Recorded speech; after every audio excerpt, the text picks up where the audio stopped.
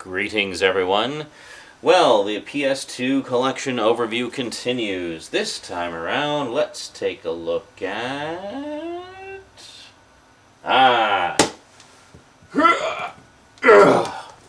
these ones. Today on the Multimedia Chronicles.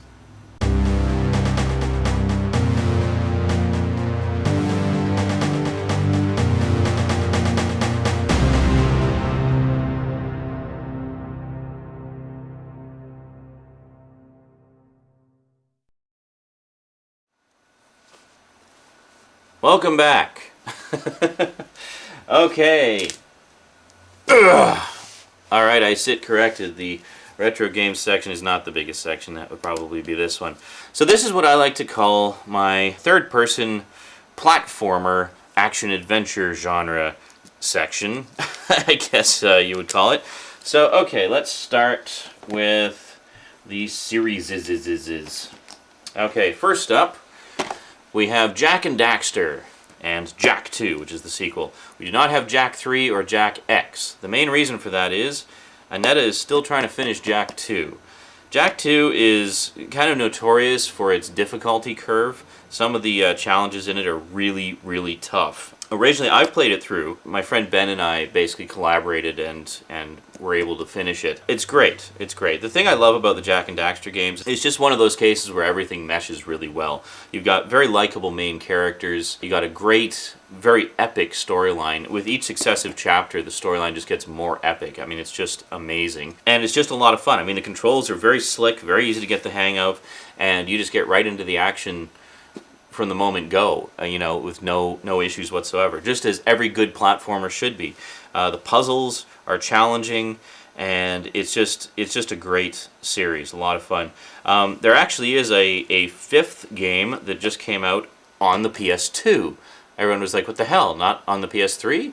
But yeah, apparently they wanted to wrap it up on the PS2, because I guess that's where the whole series has been so far, so they wanted to keep it consistent or something. I don't know. Who knows? So there is another chapter in the Jak and Daxter saga on there. And then there's been one or two PSP games as well, featuring Daxter, his little sidekick there. But this is just a great, great series of games, and so much fun. And here you get this, rather than getting a manual, you get the manual in the form of a poster with all the manual stuff on it, and then you actually get a map. I can't even fit it all in the screen. You get a map of the game world. So that should give you some idea of the scope and size of it. It's not totally free roaming, at least not in the first one, but pretty close. Pretty close. Jak 2 is a lot more GTA-like. In fact, it's almost like a cartoony sci-fi fantasy GTA, because you can jack vehicles. I get it, jack, yeah. Just like in GTA, and I think the controls are very similar as well. And there's races and challenges and such. But it's basically, you have like a free-roaming city with surrounding terrain, and you can do the missions at your leisure. The story is, it's structured very similarly to GTA. So it's like GTA that's safe for kids. So Jak 2, and apparently Jak 3 is structured very similarly as well. Jak X is primarily a racing game, and the new one, I think, is again back to the structure of Jak 2. So great stuff, the Jak and Daxter series. If you're looking for just a great platformer with a great story, likable characters, and rock-solid gameplay, you cannot go wrong. Okay, next up we have, and that's a PS2 exclusive series. And then we have another PlayStation exclusive series, Ratchet and Clank. Let's see if we can fit all these in here, because I actually have the first four. There we go, Ratchet and Clank. We got the first one, we got Going Commando, Up Your Arsenal, and Deadlocked. Oh, sorry, one thing I forgot to show you, the inside of Jak 2. So Jak 2, there we go. And this one, I think you got just a standard manual. Yeah, but a very nice full color manual. That's pretty slick. Yeah, so there you go. So that's Jak 2. Okay, so Ratchet and Clank. Jak 2 and Ratchet and Clank are often compared because they're both run and jump platformers. They both, I think, use the same game engine, the Renderware game engine, which coincidentally is the same game engine that the PS2 GTA games used. So this is another just crazily fun series of games. As you can probably tell, I love these games. There is a couple of PS3 ones as well. So I'm a big fan of Ratchet and Clank. I love it. There's still some PS2 ones I need to get, actually. There was 1 or 2 PSP games which were later ported to the PS2. There's one in particular, Secret Agent Clank, which I want to pick up, but I haven't got that one yet. And then there's a couple more games on the PS3. There's Quest for Booty, which was a PSN game, and then there was the recent one, Crack in Time, which basically continues the story. But again, this is just such a fun game. The thing that I love about Ratchet and Clank in particular is the level of humor. It's very much a sci-fi action-adventure comedy kind of series, and it's just so much fun. So much fun. So here we have, looks like they did the same thing that Jak and Daxter did. We got a big honkin' poster here, and on the back is all the instructions. So, yeah, can you see why they compare the two? Well, they're both run and jump platform games, and I think the two companies, Naughty Dog and Insomniac, are pretty friendly with each other, so they chat quite a bit. Sometimes, if you keep an eye out, you'll see references to the other franchise in each one. Like, I think Jak 2 has a poster of Ratchet and Clank at one point in the game and stuff like that. And I think Ratchet and Clank has done some similar stuff to that as well. So here we have Up Your Arsenal. Or we actually have a sideways manual this time. Full color, quite nice. Or sorry, Going Commando. Going Commando. I always get the sequel names mixed up. So, get that one. And then, looks like we have... Ooh, what's this? I don't even know what this is. Oh, it's my receipt. Cool. Little envelope there. Okay. But these are a lot of fun. Again, really slick controls, really just beautiful, colorful, cartoony graphics. Safe for kids. A lot of fun. A lot of just mindless, wanton destruction. There we go. Oh, this one they actually did it like this.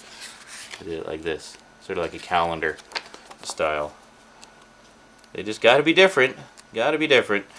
So, and again, the thing I really enjoy about it is the humor. I just think it just gets progressively funnier as it goes. It's definitely worth it to play through the games in sequence, because then you get all the in-jokes and self-referential humor and whatnot. The first one, the controls and everything are pretty solid, but the second one is where it really gelled. They actually have this really cool upgrade system where, you know how most games you have to go and manually upgrade things or collect power-ups or whatever.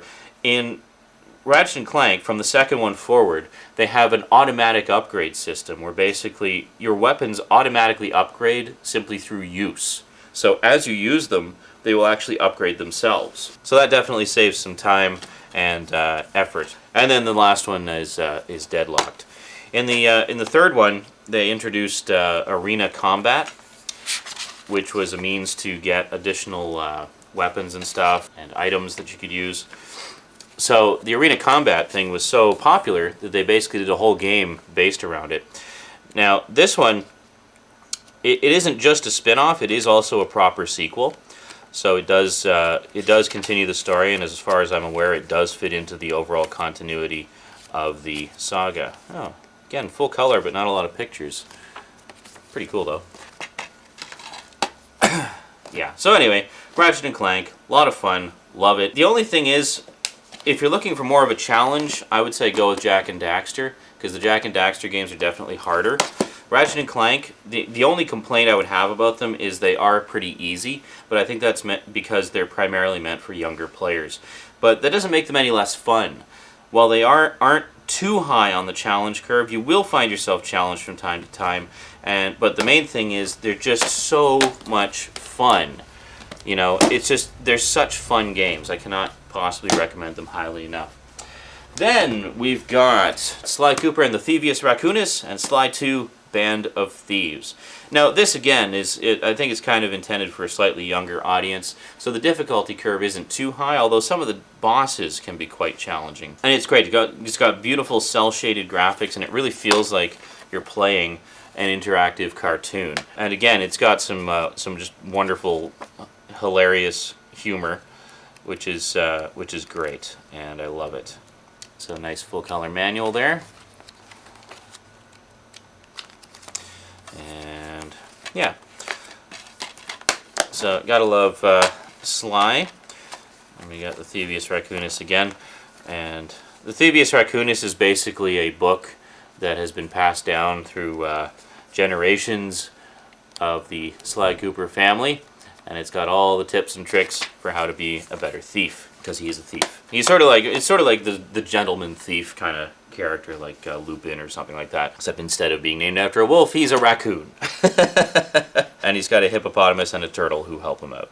The hippo is kind of the dumb, strong guy, and the turtle is like the smart, brainy guy. Yeah, it's a lot of fun. In this one, you basically just play Sly. In the second one, they introduced elements where you can actually play as the other two characters as well. So there's certain missions that only they can do, and Sly helps them out and whatnot. There is a third one as well. Should really pick that up, because then we'll have the whole set.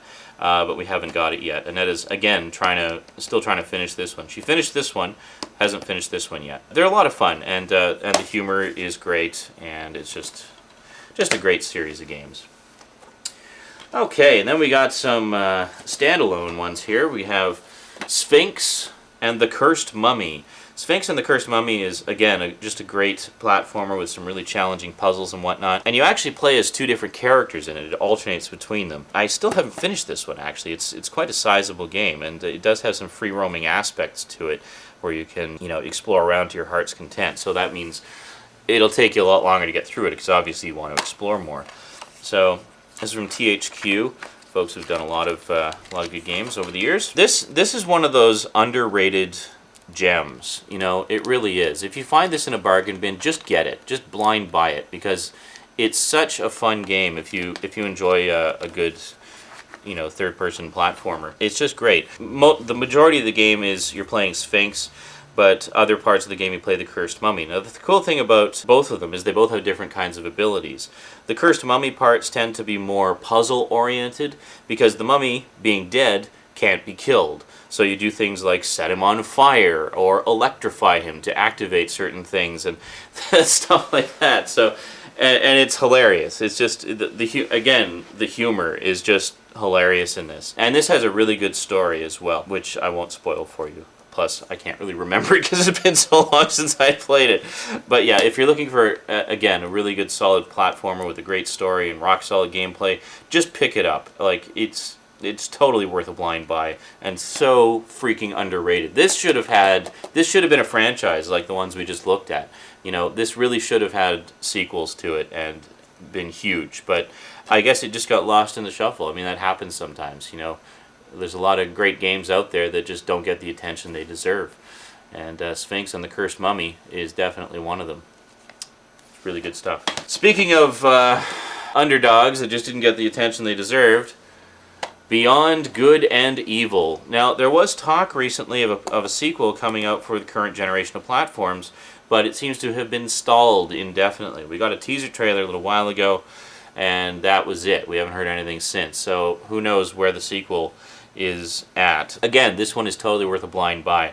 It's got just such a rich, fully fleshed out fantasy world that it takes place in, but it's like a run and jump platformer with some driving aspects to it and whatnot, and it also has like photography aspects to it where you take pictures of different wildlife and things, and you get bonuses for that. And it's really hard to describe. Just suffice it to say, it's a beautiful, beautiful, wonderful game that is so much fun and worth playing again and again and again just to enjoy the story. Yeah, I cannot possibly recommend this highly enough. Sorry, I'm running low on tape here, so we're going to wrap this up. Last but most definitely not least is Ico, or I think it's Ico. Anyway, Ico, again, run and jump platform. This is a fairly old game, too. This is actually one of the first generation PS2 games. It's been hailed by critics and fans for years, but just never really seemed to get the attention it deserved. Now, this is a great game where it's basically you alone in a huge castle with a mystery to solve. And there's puzzles and all kinds of stuff. And the thing about it is, this is a first-gen PS2 game, and the graphics are absolutely stunning in it. I mean, it is just one of the most gorgeous-looking PS2 games ever, and it still holds up really well today. It's just a fantastic game. So you got a mystery to solve. You're basically a boy who's been outcast from his own village because he was born with a deformity, namely, he has horns. So deformed children, I guess, are outcast to this big, gloomy, scary castle. So you got to find out how to get out of the castle, but there's a mystery within the castle as well. There's this strange girl that you keep seeing and trying to help and whatnot. And you got to find out what the deal is with her and who she is and what her significance is. And there's like smoke monsters. Yes, attention Lost fans.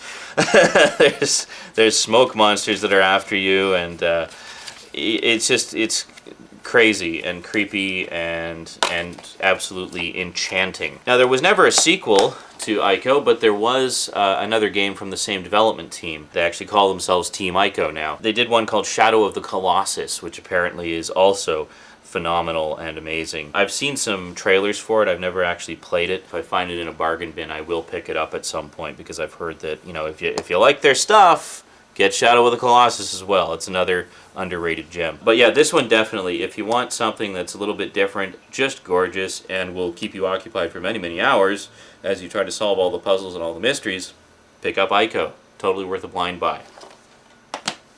Whew! That was a lot of games. Okay. Ugh. So, there you go. Third-person platformers of doom.